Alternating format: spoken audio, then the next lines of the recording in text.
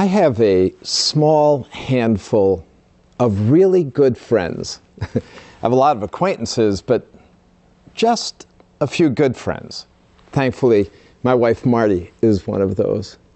And in those friendships, everything is good. I mean, I get their back, they get my back. I could tell them anything that was on my mind, the struggles of my heart, and they would reach out to help me, and vice versa. Friendship is a wonderfully reciprocal thing.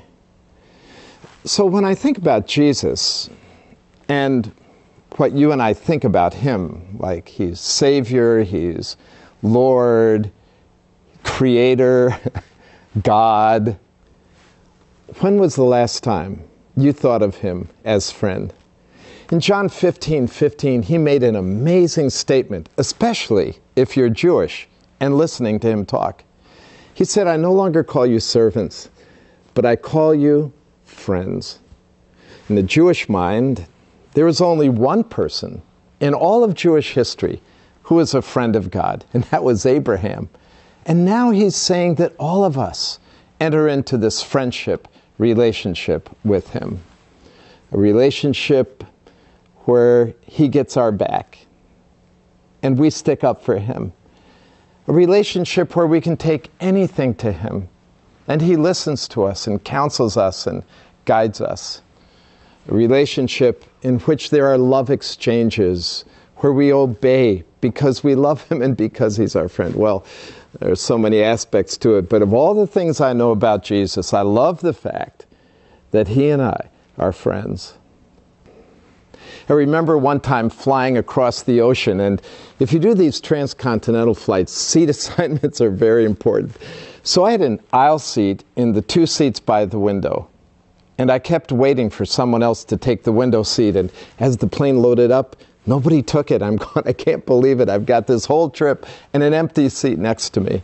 And right at the end of the boarding process, a family of 5 filed into the aisle right across from my seat. And this little girl, maybe about 7, started bawling her eyes out. But Daddy, you promised I could have a window seat. You promised I could have a window seat.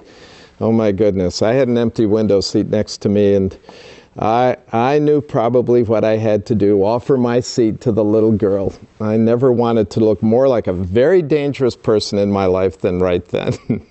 But I said to the mom, if she wants to sit over here, she can.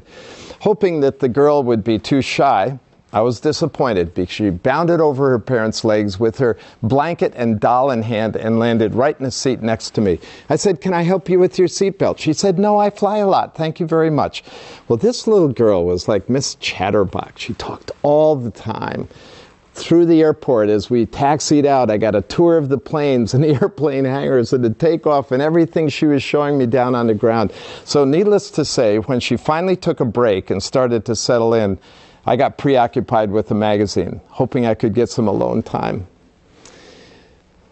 Well, that didn't last too long, because she elbowed me and she said, hey, Joe. I said, what? She said, want to be friends? As she threw out her little hand. I said, well, quite frankly, no, I've got more friends than I can maintain. No, I didn't say that. I said, sure, let's be friends. And we shook hands.